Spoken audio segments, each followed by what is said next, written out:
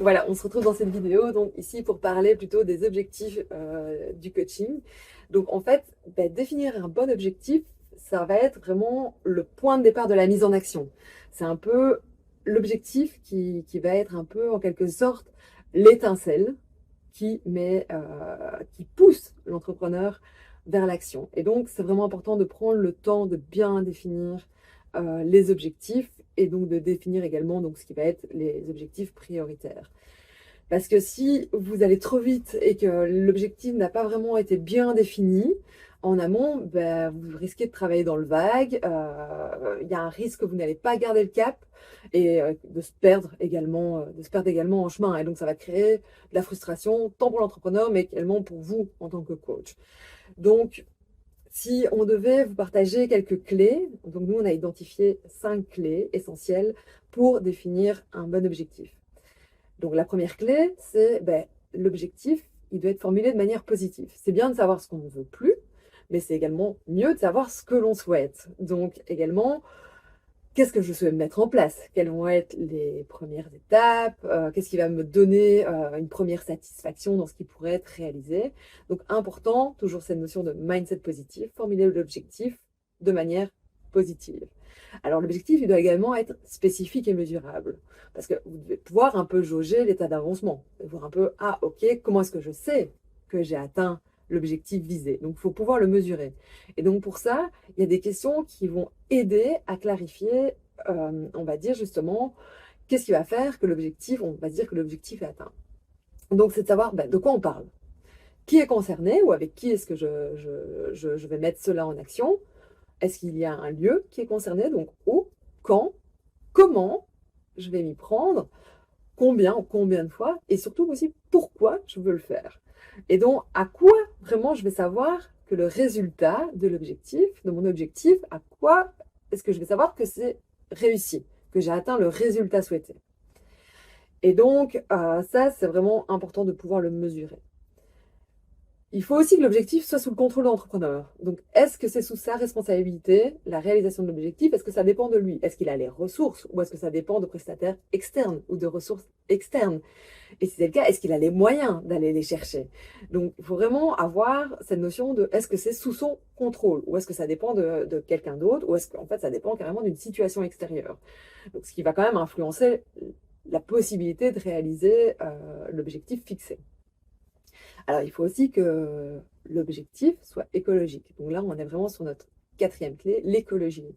Donc, quand on parle d'écologie, ça va vraiment être plutôt la notion de quel va être l'impact de la réalisation de mon objectif. Quel est le prix à payer finalement? Est-ce qu'il y a un avantage quelconque à ne pas atteindre l'objectif? Ou quel sera l'inconvénient euh, le fait d'atteindre cet objectif? Donc, est-ce qu'il va y avoir un impact sur ma vie? Est-ce que ça va impacter ma vie professionnelle ou mes relations professionnelles? Est-ce que ça va également impacter ma vie personnelle? Donc ça, c'est quand même bien de le prendre en compte parce que des fois, on a des freins comme ça au changement qui sont inconscients et en fait, on se rend compte que quand on creuse, en fait, l'écologie est quand même très importante. Quelle va être ma place si je change au niveau de l'équipe ou avec mes associés? Donc vraiment, quel est le prix à payer en termes d'énergie, de temps, d'argent, de situation personnelle, etc. Et alors aussi, ça c'est une étape qu'on a tendance à oublier, mais c'est quand même d'aller questionner, est-ce que l'objectif répond vraiment au problème? Donc en fait, c'est quel est l'objectif de l'objectif? Donc là, on est quand même sur une notion déjà un peu plus haute. Donc ça va vraiment, on est déjà dans une projection. On fait ce qu'on appelle en coaching, pour ceux qui ont déjà fait du coaching, ce qu'on appelle déjà de faire un pont vers le futur. Donc là, ça nous permet vraiment de nous projeter et de se dire, OK, quand tu auras atteint cet objectif, quelle va être la situation? Donc, en quoi c'est important pour toi vraiment d'atteindre cet objectif? Qu'est-ce que ça représente au-delà même de l'objectif? Et donc, quel va être l'impact visé à long terme? Ce résultat que tu souhaites obtenir grâce à cet objectif, en fait, finalement, quel impact va-t-il avoir par la suite? Donc, qu'est-ce que ça représente aussi pour toi dans ton évolution personnelle?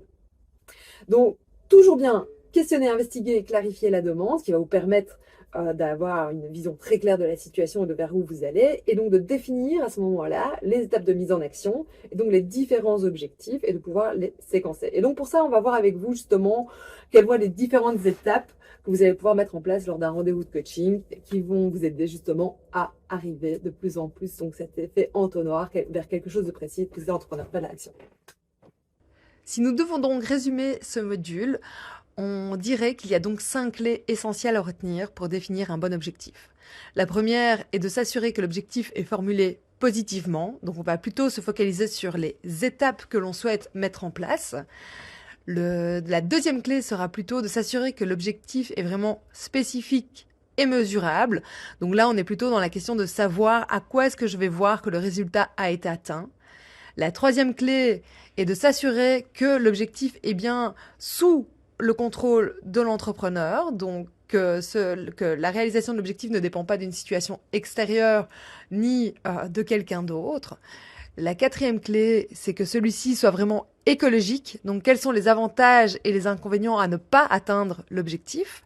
Et la dernière clé, donc la cinquième clé, on va aller chercher donc l'objectif de l'objectif. Et donc là, on est plutôt sur la question de en quoi est-ce que c'est vraiment important pour l'entrepreneur d'atteindre cet objectif.